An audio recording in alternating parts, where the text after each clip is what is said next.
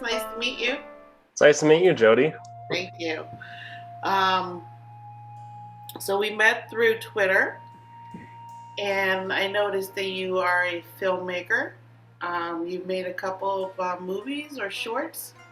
That's correct. Yes. Been doing filmmaking for the last 11 years now. Wow.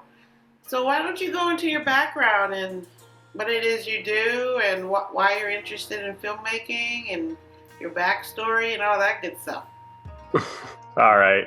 Hopefully I don't ramble. No, Try to go make sure it's ahead. not too long of a story. So I began the interest in filmmaking. Well, my name is Patreck Farley, for those who don't know. I'm a filmmaker and martial artist, approaching the big 3-0 for my age as of next year. So currently 29.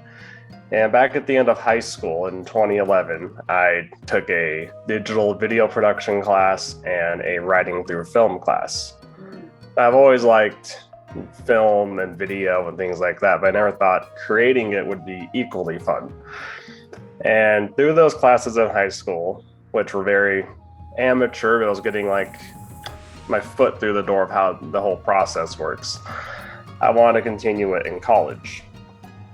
So I went through the college classes, but at the time, the college I was at made you do graphic communications, logo designing, illustration. And then after you go through all the basic classes, you have the choice of, do I want to go through video, web design, animation, or like photography and Photoshop and things like that.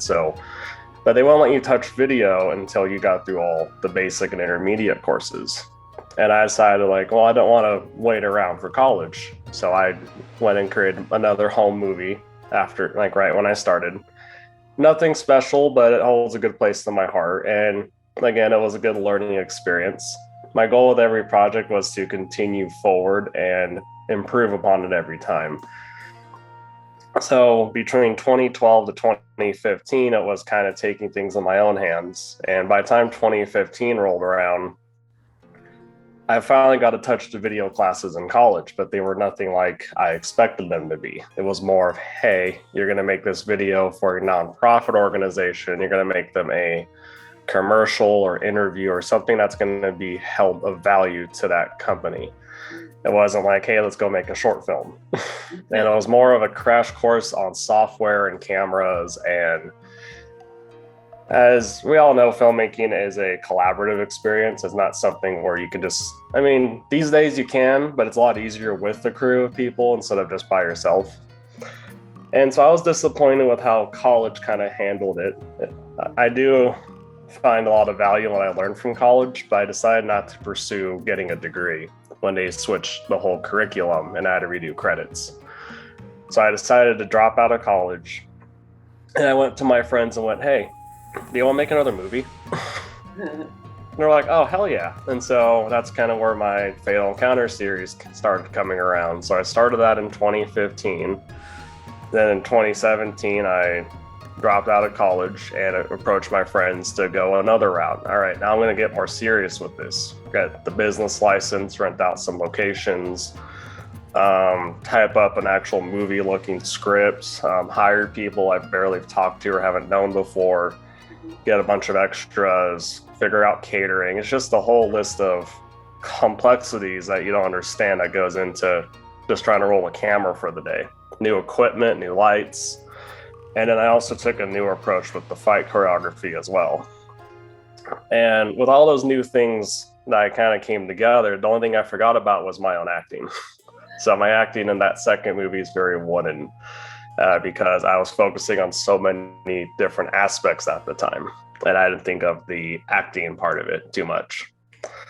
But the whole second movie was a good learning experience for me as well, because it got me to learn how do I distribute this? How do I make a Blu-ray?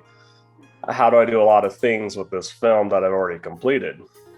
And of course, you sleep on it, a year goes by, and then the thought of it is, do you guys want to do another one? Because my thought process was, we only live once. My casting crew I currently have is only going to be young once. So I might as well take the opportunity while they're in the prime age I need them to be in instead of waiting 5 or 10 years later to make a really big one. And that's kind of where another steep learning curve came in. So between 2011 to 2022, we did have like that COVID delay where nothing happened in 2020. And I took that extra time to just keep rewriting the script and make it bigger and better and more ambitious and more intense. And I'm glad I took the time to do that because it just made the story so much better for our upcoming film, The Fatal Encounter, Emergence of Talents. Nice. And it's been a film in the works for a few years. I went from a 60-page script to over 100. And I actually have that script too. First time actually having a spiral-bound script. Oh, beautiful. A lot of pages. And this is my copy. I have a lot of director's notes on it. It could be the one I keep. And this is the first time I had to figure out how do I get filming permits, taking a crew to Los Angeles, how to hire people out of state, salaries, different agreement forms, and a whole lot of business side of stuff I wasn't expecting. Because when you want to be a filmmaker, you just want to grab a camera and editing software and hit record, you know. But when it comes to the really big projects, they take a long time. Yeah. And indie films, at least the ones of the high quality that I like watching, take on average about 1 to 3 years between pre-production, production, and post-production. So that's kind of where I'm currently at now, is finishing up this last film. We're on the post-production process. And I'm estimating it's going to be about 9 to 10 months since we finished wrapping filming in the month of May of this year. And we're 4 months into production, and we're already working on the visual effects, the music composition. I am dialing in sound effects and audio design. And then we're going to save color correction for the very end, so we can color grade it to where it's going to be matching the visual effects. And that's kind of where we're at. And then after that's figuring out the distribution side of things more once it's more together. And then more marketing, of course. So you basically produced the whole thing yourself, and you acted it with your friends. I did. I actually enjoy acting now that I've got a better handle on it. I had an acting coach last year, and that helped me out for a couple of months that her and I went back and forth with acting. And then I also decided to take the Natalie Portman's master class on acting. There's a lot of stuff I couldn't really do in her course, but the stuff that I could, I practice. And then I came up with some of my own ideas along the side to do the same. And I also put all my cast and crew in rehearsals. So even if it was like the day of, if we're going to roll the camera an hour, just go back and forth. Just keep practicing until the camera's about to roll.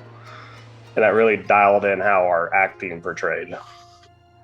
Or at least I think so. Rehearsals are extremely important to do.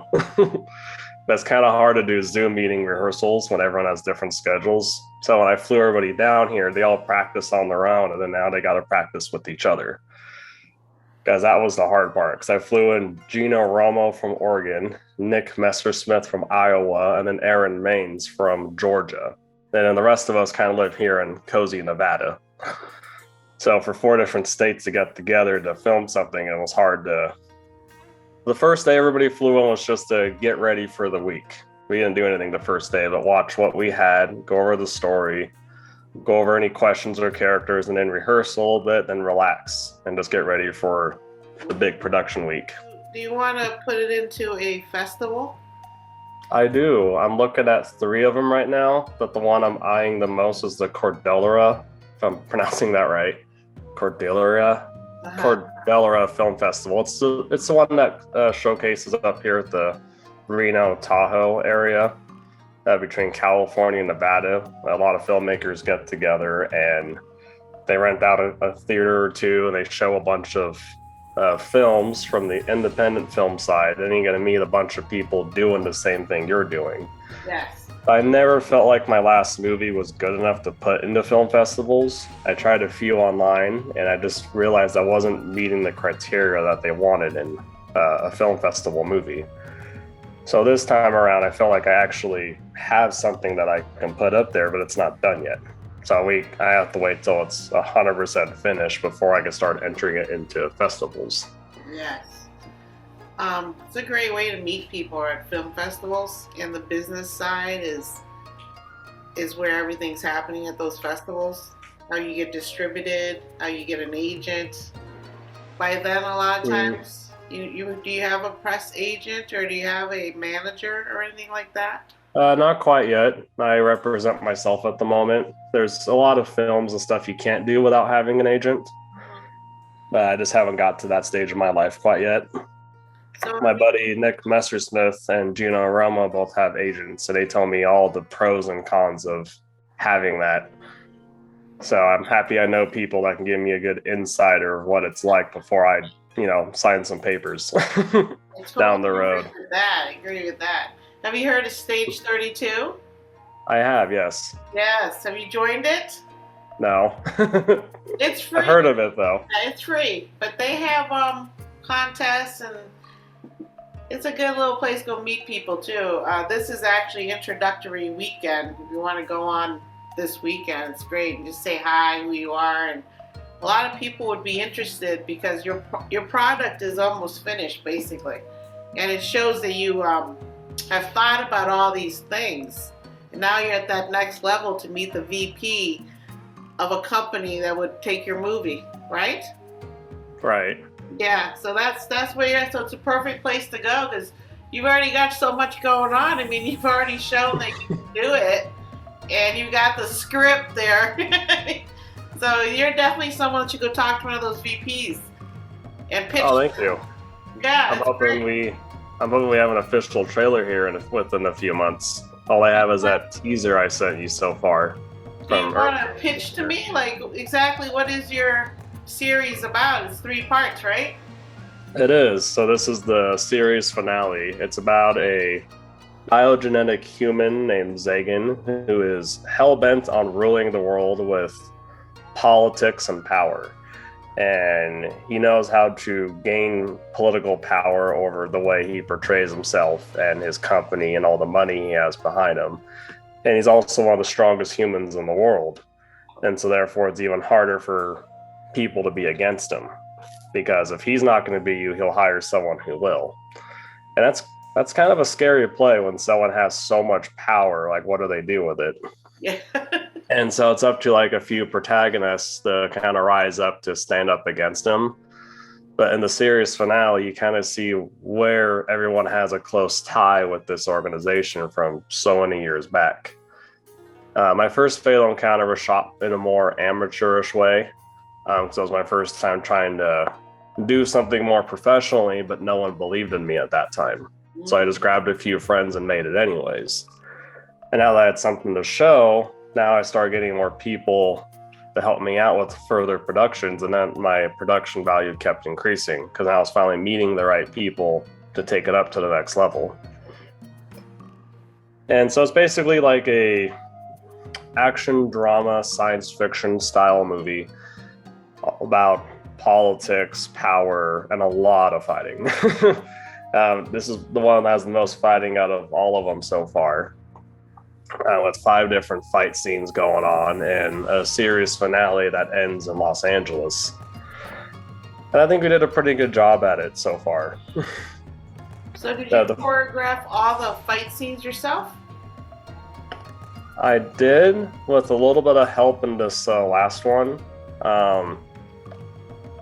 Nick Messersmith was the first big help. He's actually a fight choreographer and a stuntman, and he used to work for Netflix, but he hasn't worked for them recently.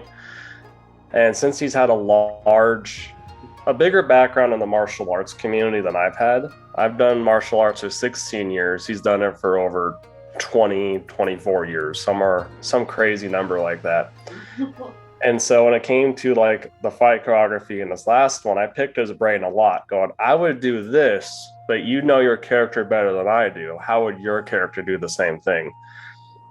Because he comes from a Taekwondo background, I come from more of a Kempo background, which is 2 totally different fighting styles. One is more kicks and legs, and mine is more upper body and hands. And one is more hard movement, the other is more soft.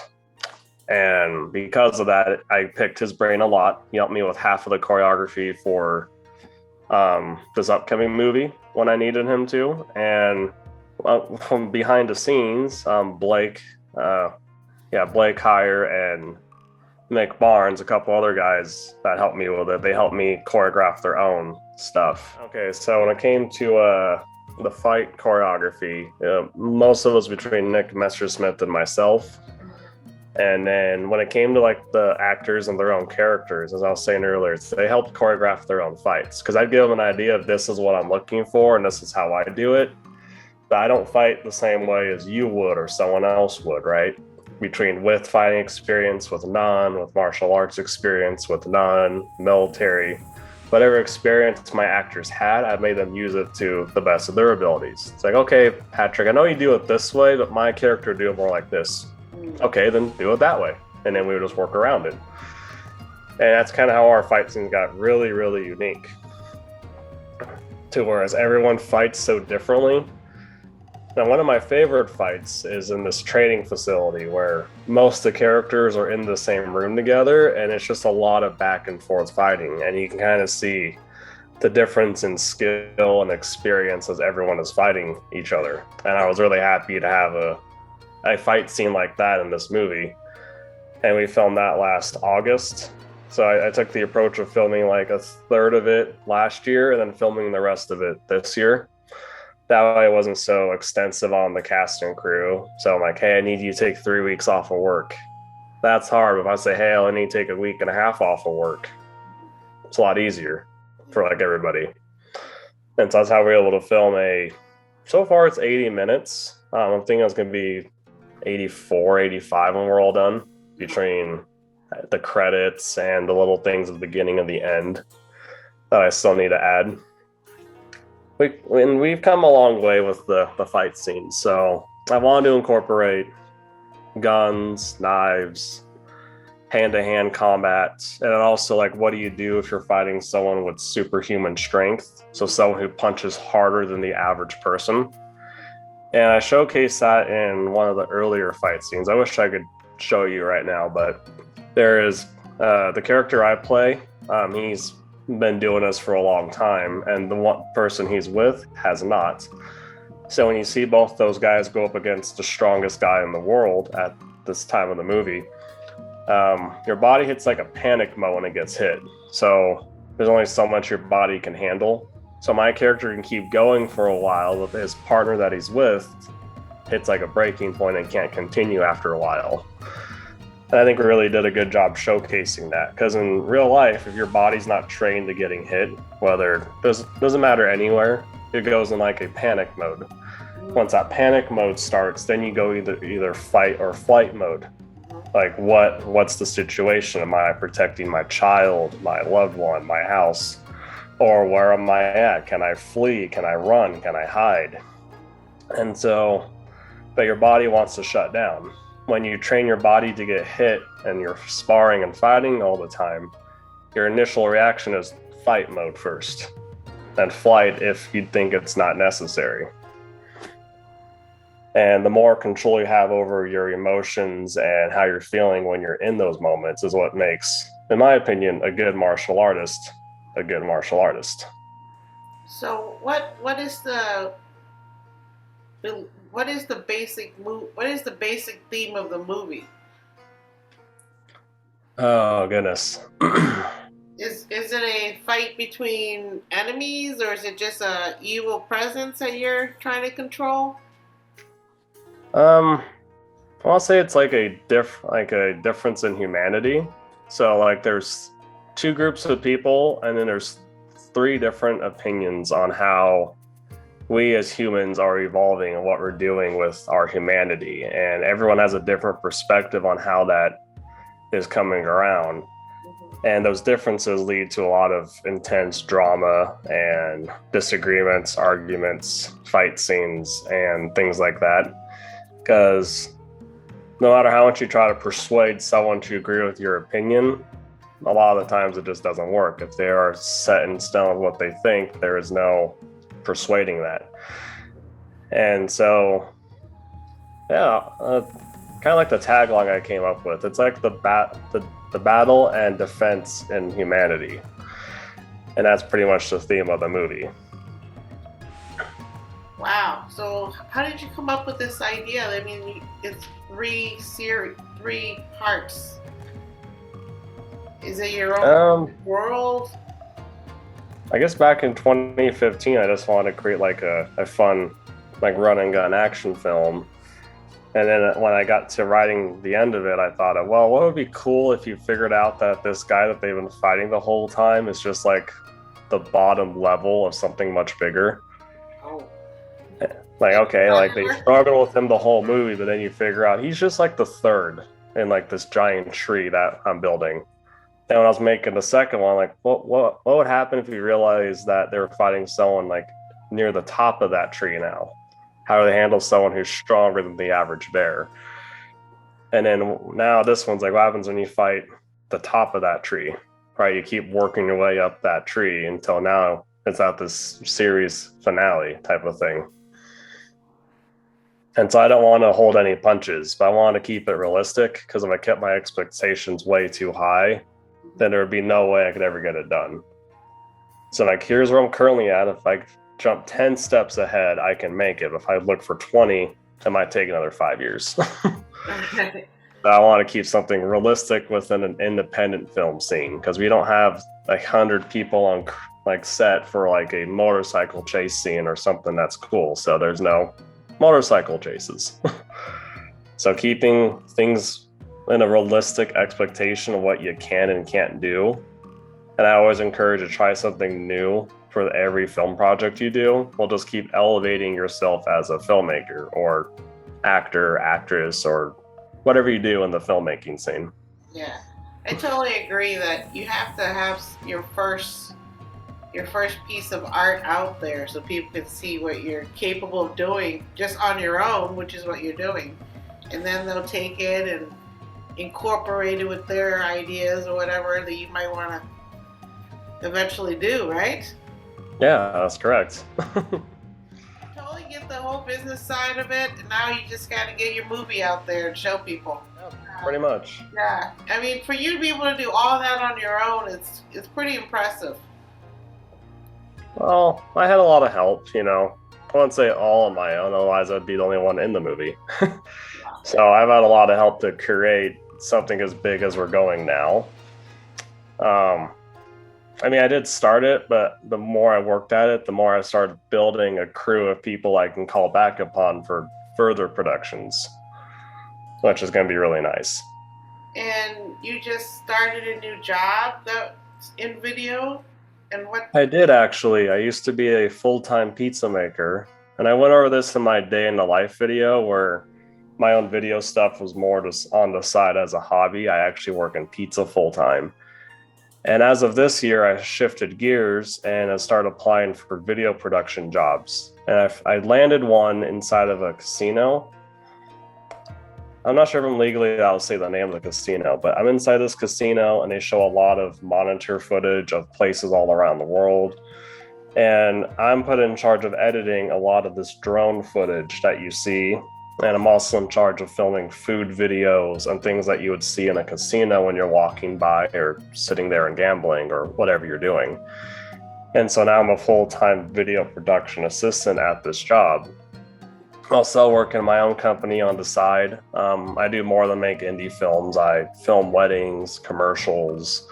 I do photo shoots. So I provide a handful of content to a lot of people that live around here that need video production but don't know how to do it or don't want to do it, essentially. And that's kind of where I make my money on the side for my company.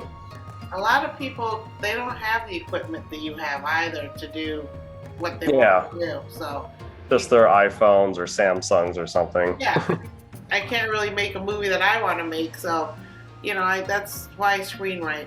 I'm a screenwriter. I'm getting into that on stage 32. Screenwriting's pretty hard. Yes, it is. I did 13 versions of this script, so I understand that. Then I brought on help to help me write it better. Yeah. So I brought on a second story writer. Do you see your uh, series being a TV show or a movie? I think sticking to it as a movie would be good. We bounced around the ideas of a four and a fifth movie being a possibility in the future. Kind of like with what Cobra Kai is doing, where like what happens if it's 5 years later or 10 years later. And so we left this one open ended a little bit, which you'll find out when you watch it, like how the story could continue if we wanted to, or like we could also end it there as well. But that open endedness kind of leaves to a lot of possibilities. And I'd be lying if I didn't say I'd start writing out notes and little rough drafts on the side. So there is a high possibility that a 4 and 5 can come around. It's just when that's going to happen is the big question. Because how do you raise the stakes and how do you show a different dynamic to all these characters after something as big as the one we just made? Yeah. That's the hard part. Yeah. And I think I finally got the right idea to continue that if I wanted to. But I'm also looking at furthering my career in the video production side of things. So, and then also try to be more of a at-home person a little bit too. I like to have a girlfriend and a family, and I like to continue my at-home life more, spend a little more time with friends instead of being locked in my room editing a movie on my free time all the time, you know. That's what gets in the way of my writing is family, you know. I mean, I want family. It's just the personal life. I want to work on that just a little bit more, and then once the indie film opportunities pop up, I'll pick and choose which ones to grab. Yeah. And then go on and do that. So there is a movie called Flex that's in pre-production right now, and they want to cast me as a villain for it.